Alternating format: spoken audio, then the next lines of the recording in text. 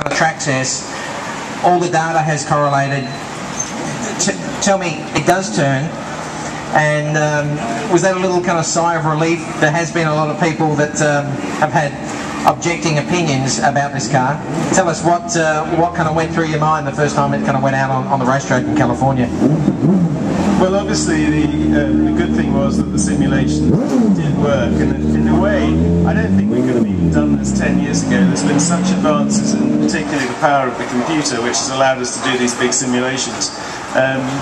When the car did turn, it was a sigh of relief, because you could always fear that you might have forgotten something or done something wrong. So it was when the drivers, first of all Alex Gurney, then Eric Comas, and then Marino Franchitti, each time they came in, their eyes were like this. They said, "Mike, this thing really goes." So it was a very, very big relief. And in fact, I'm sure at some point here we could pull the nose off and show the wheel steering, because I think that was always one of the confusions with the first show cars that were just foam models. There was no steering lock available, and it was like a total mystery as to how the car was going to steer. But in fact, the dynamics are very simple, and the car really I was trying to explain it the other day in the most simple terms. It's a bit like you've got a big sledgehammer with a long handle out the front and the big metal weight at the other end. It's really easy to move the head of the handle of the sledgehammer left to right, because it's got very little inertia, it's very light. And the front tyres on the DeltaWing can easily move the direction of the sledgehammer. But then we have the big tyres at the rear that can cope with the mass of the car and give us the traction and the braking performance. So when you start thinking about it like that, it starts to make a little bit more sense as to how the car has that direction ability.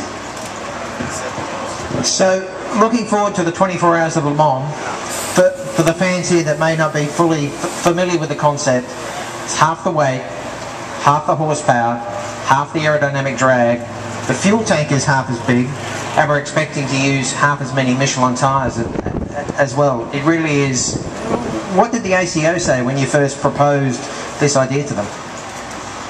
Well, we sat down with all the gentlemen of the ACO, including the president, Jean-Claude Plessard, and it was at first it was incredulity on their part. I think they didn't believe what we were saying, but then all of the pieces came together, and there was this like, my goodness, finally here is a car that really is about efficiency. This is completely relevant to the auto industry, and it makes the whole showcase of Le Mans so much more important to the auto industry and the consumers.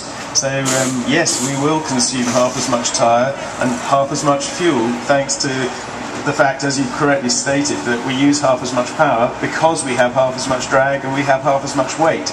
It's sort of, everything's in harmony in that respect. So looking forward to the race, we're in a class of one. We're an invited guest for the 24 Hours of Le Mans. We can't win, but we can't lose also. This is a magnificent experiment, and what could be the future of not only racing cars, but also a catalyst and an inspiration for the cars that we're driving on the road today. Well, motorsport has the capability of changing people's perception of a technology, and you've seen this, of course, with diesels recently and hybrids as well. So I think as the president of the ACO said, this embodies the spirit of Le Mans. And yes, we are outside the classifications, and yes, we can't win and we can't lose, but by participating and showcasing the future of extremely lightweight technology and very efficient internal combustion engine. I mean, this has got a Nissan DIGT, that's a direct injection gasoline turbo. This engine is remarkable, and it also shows that there's life in the old internal combustion engine yet. I mean, this car is extremely efficient. And I feel that, you know, having partners like Michelin and Nissan get on board, it gives us a lot of credibility for what we're doing as well, even though we're not competing for the win. Check this one as well. Now, I'm sure plenty of the fans may have some questions for Ben. Can we, sir, you can be our first one. Well, why not race it here first, where it's closer to home? You can pound the heck out of it on this track and see if it's going to hold together before you haul it all the way over to Europe, and maybe run the whole race, maybe run half the race. do you know, we would absolutely love to race. The reality is that the car turned a wheel for the first time a week ago, and we're really not ready, and we've got a lot of work to do. What we will do is stay on after the race here, Monday, Tuesday, Wednesday and Friday, and as you say, pound the heck out of the car, learn what's going to break, find the problems, and try and put as many kilometres onto these tyres for Michelin as possible, so that they can see whether the predictions are good in their respect and what tyre development loops they need to go through before Le Mans itself. Couple more questions. Here we go, up the back. Why does the car not have side view mirrors? Because they're not on the car yet. That's a very interesting question, and there's sort of two parts to that question, I suppose. One is that yes, we haven't fitted them, and we will be fitting them, but there is actually the opportunity to use some technology that Nissan have developed to use a camera for the rear view. And as you know, the rear view mirrors are extremely draggy. From an aerodynamic standpoint, they really slow the car down, and that burns more fuel. And when you think about it, motor racing was where the mirror was first invented, if you like, for rear view. And I think it's fitting 101 years later that maybe we have the first all-digital rear view, because it's something that's going to be on everybody's road cars in the future, because none of us want to burning gasoline or diesel fuel or whatever, even electricity, just to haul a mirror through the air when it can be done even better by an electronic screen inside the car. Now we've got a few guys out here with Nissan hats on. There must be a question from one of you guys as to how much you're looking forward to seeing the car run at Le Mans this year. What kind of suspension? Push rod, pull rod on the front and the rear?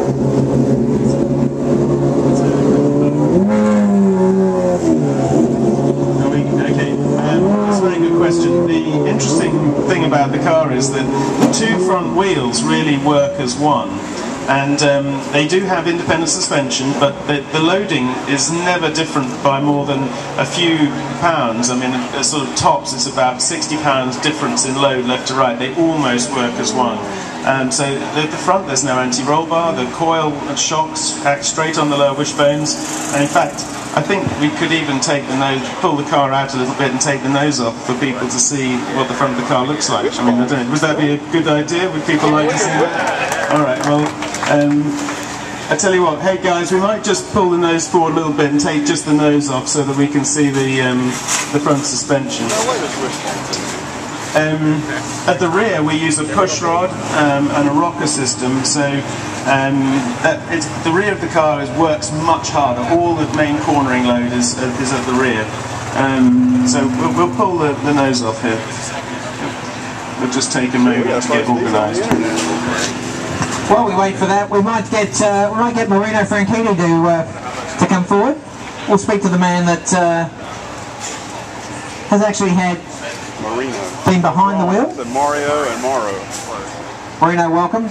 Thank you. What was your now we can't really repeat your first impressions of when you first got out of the car, but can you censor your response and tell us what were your first thoughts? There's a couple of expletives followed by, yeah, it really turns. I mean, it's such a fantastic car, and you can't put on, when you get out of the car, your initial response or feelings of a car. You can't put that on. You can't pretend that you felt something you haven't. And I just very quickly was at ease with this car. It feels fantastic. It has. The first thing that hit me was the high-speed stability. I mean, you look at it, no wings, and you think, wow, where's the downforce coming from? But obviously Ben and the guys have done a fantastic job with the underfloor of this car. So I was very impressed with the high-speed stability. And as a driver, you always want a car that brakes, not just on the front and dives and then the rear's up in the air. You want a car that brakes evenly between the front and rear axles. And this car does that in spades. It's fantastic under braking. So I really wanted to come in and be able to sort of give some amazing line on the car and how it feels. And Ben's like, so what does it feel like? I said, it feels like a racing car. It's I mean, it's just fantastic. So we've only just started scratching the surface on this car, what it's capable of. We've done very little setup work yet. Obviously we're staying here next week, we're going to continue the development. But you know within 1 or 2 laps whether a car's good, and this certainly ticked all the boxes for me. Small rotors on the front. Marino, you were the first driver announced for the car. We're still yet to announce the third driver, but your teammate for the 24 Hours of Le Mans may not be familiar with a lot of American fans. What can you tell us about Michael Krum? Well, there we go. First of all, I think the first thing you need to know about Michael is he's the reigning FIA GT World Champion with Lucas Luhr. So he's a hugely experienced driver, a great guy, very intelligent. He's actually written a book on just the art of driving a racing car, all the way from all different corners, fitness, everything you need to be a racing driver. And I highly recommend people to read that, because it's just actually a good read, and even someone like myself at this level, you can take things from another driver. So obviously he has a long relationship with Nissan, and that's really good for us, and he's just a great guy, fantastic driver, and I'm really excited to be going to Le Mans with him. We have a good rapport already, and that's important for us working with Ben and the rest of the guys to push this program in one direction. Oh, we got a question. The rear fin is shorter than it was in the initial prototype that I remember seeing. Yep, you're absolutely right. The concern at the outset was that we achieved enough stability aerodynamically that the feathers were, so to speak, behind the weight of the arrow, and that's basically how you ensure stability.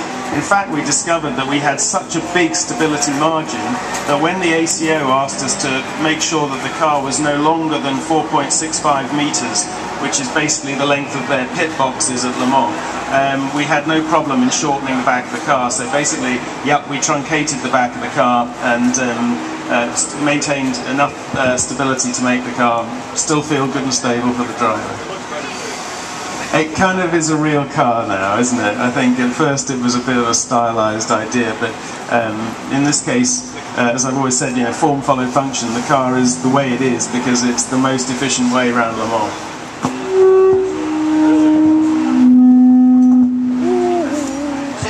We'll just work with one mic here. We're much better at, or Ben in particular is much better at designing and running racing cars than we are with PA systems.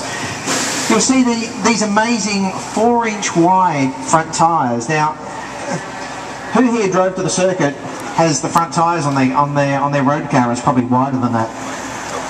Probably most of you. Well, let's talk to Carl Koenigstein from Michelin. Carl, tell us about, this is obviously not a tyre that Michelin's been able to pull straight off the shelf. There's been an enormous amount of effort that has gone into this program since it was announced at Petit Le Mans last year. That's right, Paul. We started with this after Petit, like Paul said, and one of the things that was most difficult about it, but also most interesting about it, is we were operating well outside the box of our known technology. I mean, we don't have cars with this kind of weight distribution. We certainly don't have racing cars with this tire size, although we did put this size tire on Duchevaux back about 40 years ago. But the whole early part of the project was driven by simulation, and I think Ben alluded to that a little bit. The state-of-the-art of simulation tools now is such that we really could get a very good idea based on Ben's vehicle simulation and our tire simulations of what kind of stresses and strains the tire was going to go through, which helped us effectively, you know, try to get it right the first time. Marino, I guess, would probably be the best person to answer that question, but based on the performance of the car so far, we're pretty close. The other thing that we found so appealing about it is that we're in racing first and foremost to learn about tires, to learn about vehicles. Racetrack's a fantastic laboratory where you see stresses and loads that you won't see anywhere else. The concept of really a game changer type car, something that moves the goalposts in terms of efficiency, in terms of fuel economy, in terms of tire consumption, everything else, and coupled with the fact that we would go so far outside our known experience base with racing tires, it kind of was something we couldn't refuse. Well, Carl, of course, it's not just the front tyres that are different. The rear tyres on this car, the wheels are smaller. So this is front to back. This is a completely new program for Michelin. Yes, that's right. There is nothing really on this car from the tire standpoint that comes from other series, other championships, except the understanding of how tires work. So for us, it was all new tooling to build the tires and so on. So it was a big project. BBS as well, coordinate all that? So the question was, did we work with BBS as well? Yes, we did, about the specs on what we wanted the tires or the wheel widths to be and the tolerances for the manufacturing and so on. Yeah, they were a partner as well. Thanks, Carl. Well, ladies and gentlemen, this project, that was when the Michelin deal was announced last year. That was a pretty kind of pivotal point in this project because it gave us, obviously a very major player in motorsport. Was really kind of started things off. So I'd like you all to give a round of applause to Carl and all the team at Michelin. We really wouldn't be in the position we are today. And of course, if we can, actually we'll get Ben to turn the wheel. And they do turn. Here's a little wishbone. And of course, we'll keep that round of applause going, and we may ask, of course, the next major company who has really kind of thrown their support behind this is, of course, Nissan. And we'd like to kind of welcome Darren Cox, general manager of brand for Nissan Europe. Ladies and gentlemen, put your hands together and say thank you to Darren. Darren, 3 days ago we were in London launching this program, and we're now here at Sebring. It's a long way from Shoreditch to Sebring, but you must be very delighted with the response on a global basis in the media and the fans that have had to this partnership so far. Well, the first thing I'd like to say is thank you guys for turning up. I don't know if you've noticed, but I'm English, so there's lots of English people in this project, and Ben's even more English than I am, so it's fantastic to come over here. The atmosphere at Sebring is something else. I mean, it's an amazing event, so thank you for making us feel very welcome. And just one thing to say as well, it's great that you can see the car today, and I've just got to make an apology up front. I know Duncan Dayton and the Highcroft team are very keen on showing you fans the car and making themselves accessible. This thing is experimental, so today, unfortunately, after this, we're going to have to push the car in and close the garage because the guys are going to continue to work on the car. So that's not normally how Nissan work. I know that's not normally how Highcroft and Duncan work, so just bear with us. There'll be plenty of opportunities to see the car going forward, and I believe we're going to go just before the race tomorrow. The car will be going round on some demonstration laps, so you'll have the chance to see the car then. Got a round of applause for that. Excellent. I'll keep going, shall I? It's been an amazing project to be involved in. The partners, I mean, you guys are fans like me. I'm a fan, so to have the opportunity to work with people like Don Panos, Dan Gurney, Duncan Dayton, and these guys is absolutely fantastic. A great bunch of guys, and obviously with Ben, I think a new legend is being born there. And as you mentioned, to have great partners like Michelin. So it's been a really good project to be involved in, but it's been a tough project as well. And as everyone's been saying, we've got 70 odd days to Le Mans, and we've got a huge amount of work to do. So it's great that you guys are coming out to support us, but we're still in the middle of a very, very long and hard journey. Darren, tell me about the engine. It's a 1.6 litre turbo. It's been specially kind of built for this car by Nissan, but what are some of the lessons that are going to be learned from, as we've called this is an experiment, and how does this transfer to the Nissan road cars that we may be driving tomorrow? I thought that was really sensible. As the cars were coming round, I handed the microphone back to you, so you can do the questions, and then I can answer any question I want, and I'll answer your question. The engine, as you say, 1.6 turbo engine. You guys may have seen the Nissan Duke that's sold in this country. That's got a 1.6 direct injection turbo engine, very similar to the one in this car. This is obviously a thoroughbred, purely developed engine for motorsport, but we can learn a huge amount. You know, downsizing, unfortunately for us petrolheads, is the way that the industry's going, and we've got to be more efficient, and we'll learn a huge amount from this engine. The 1.6 turbo, you know, it's only got in this car 300 horsepower, and we can go pretty quick with that, and you'll see that at Le Mans, but of course we can turn it up a little bit as well if we want to. So it's a very flexible engine, very, very light and very, very efficient. So we've been tough with the guys to make sure the project works, and they've been tough with us to make sure we give them a good engine. And it's quite remarkable that this is going to use half the amount of fuel that a typical prototype will use over that 24-hour period.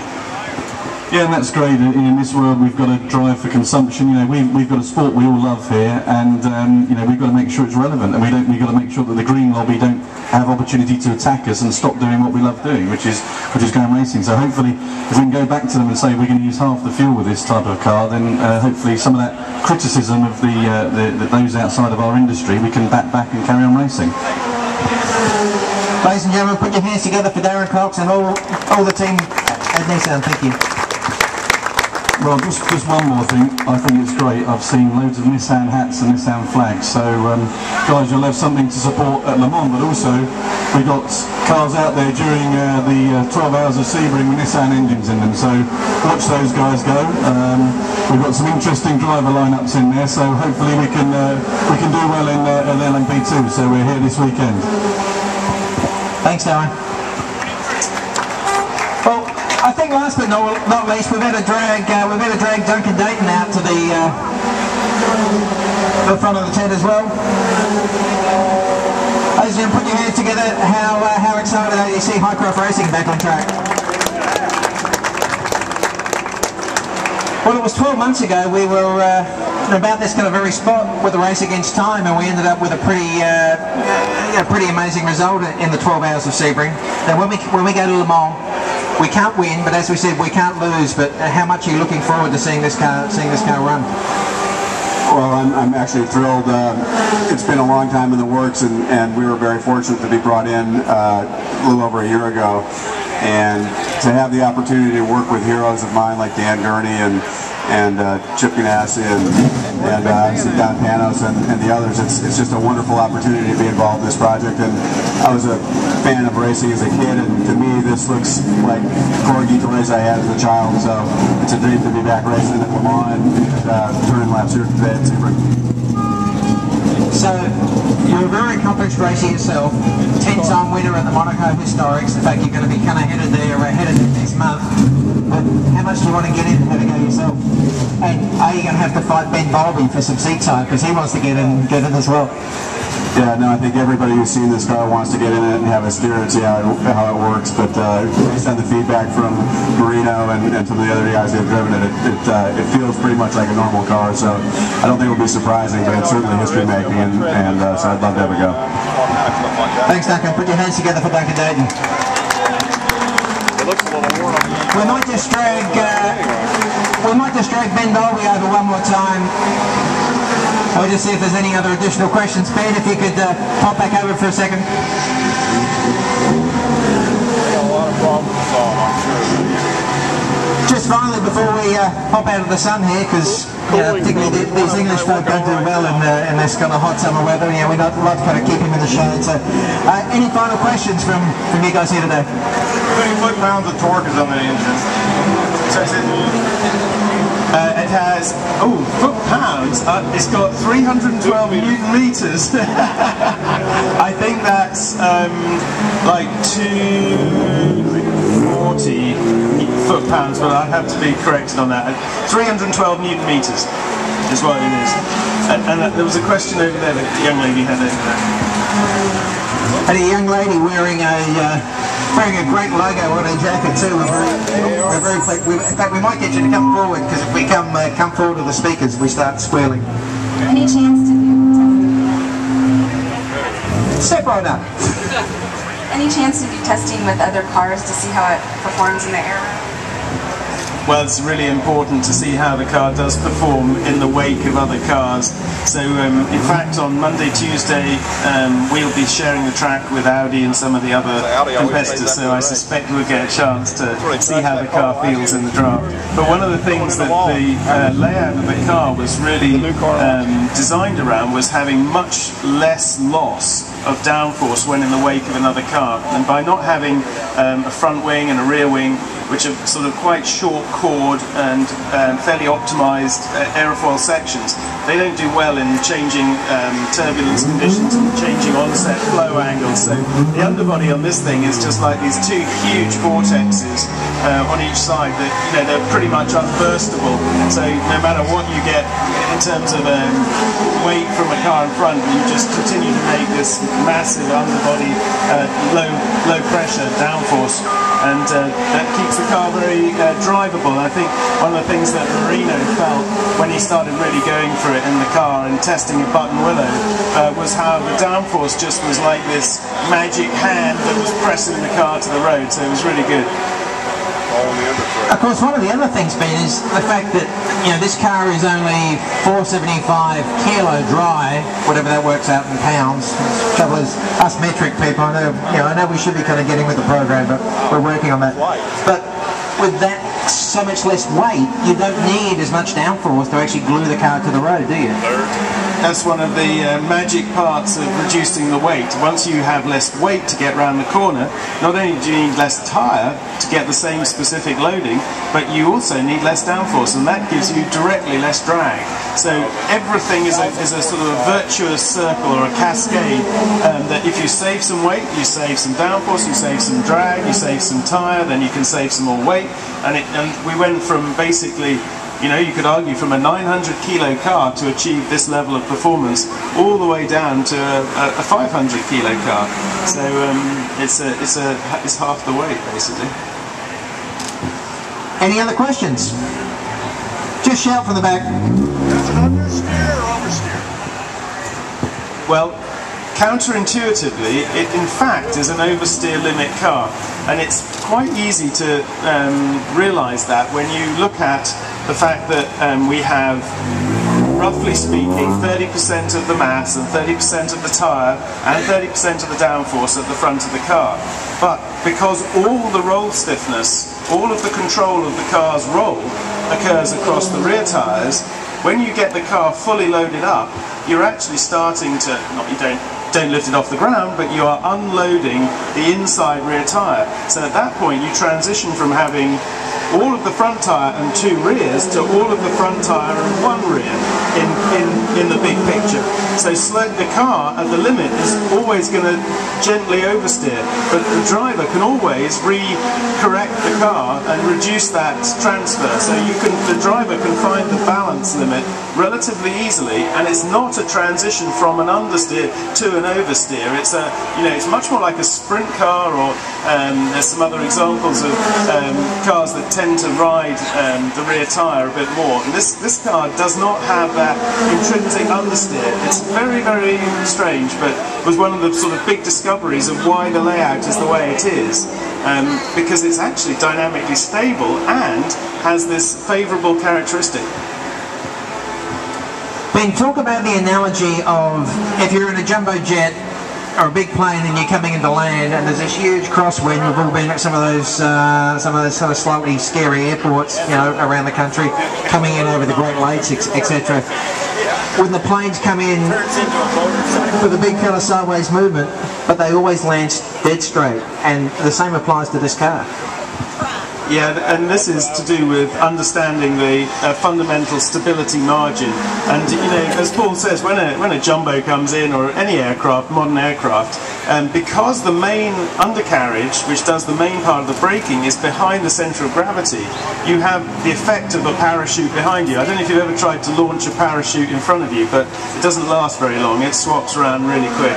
So the DeltaWing does the same thing. If when the car is when you hit the brakes, you have more than 50% of the braking coming from behind the centre of gravity.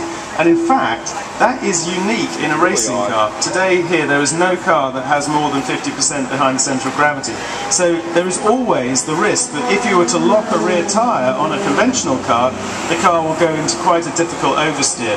With the DeltaWing, if you lock up the rear of the car, it in fact still has stability and the parachute effect, like the feathers on a dart.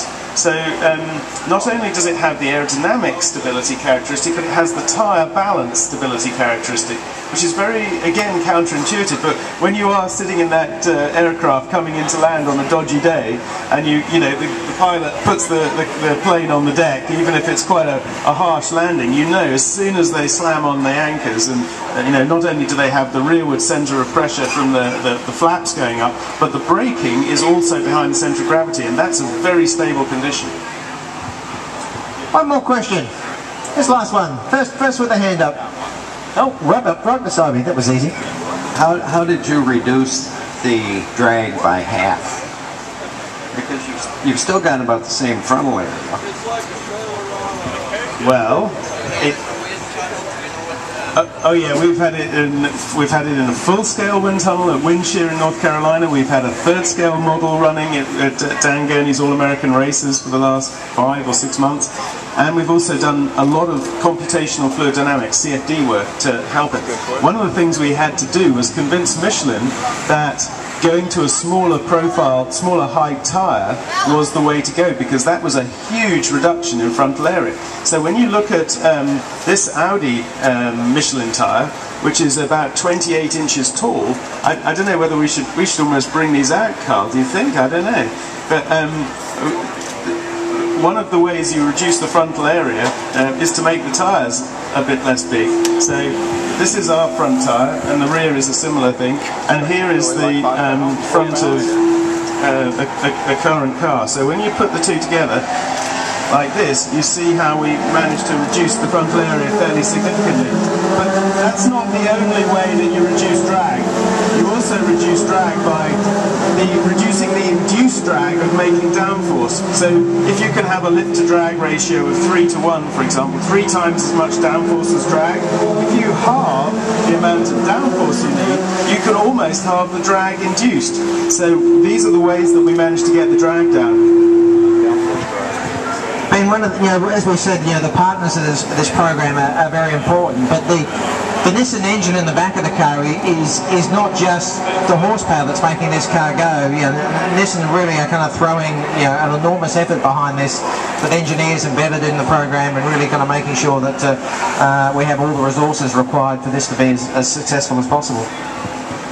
All of these projects are not about one person, or it's about a partnership and a group and a team, and all of the different partners have brought their special expertise, and certainly Nissan have embedded engineers. We've got the resources of a wide range of technologies at our disposal, even electronics, not just the engine itself. So that coupled with what Michelin have done on the tyres, which is an extraordinary story actually, we are a huge partnership that makes a technical project like this possible in this day and age. Well, ladies and gentlemen, we thank you very much for your attendance today. We'd like you to put your hands together for Ben Bowlby, Darren of Nissan, Marino Franchitti, Duncan Dayton is hiding down the back of down the back there. All the guys on the crew have been working very hard. As we said, we're going to be on track tomorrow morning before the big race. Tune in to and watch on speed when we get to the 24 hours of Le Mans. We'll come over to France in June for the trip of a lifetime, and come by and say hello. We look forward to That is a very good question, and we will check that for you. I think it's actually 8:50. But we'll check that and confirm that, so you know exactly when to get trackside. Thank you very much. What we might do is actually kind of throw the nose back on, and we might get guys just to come to pose with the car, so you can get a shot of the car with the men behind this amazing machine here.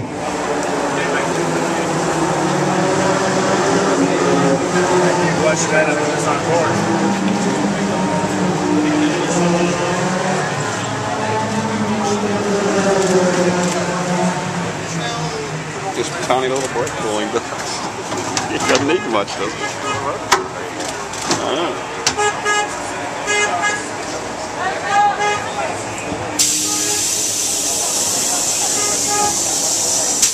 What we might do is just push it back in so everybody can kind of come up to the front of the tent. Are we looking at history or the style? You can get some images with the guys.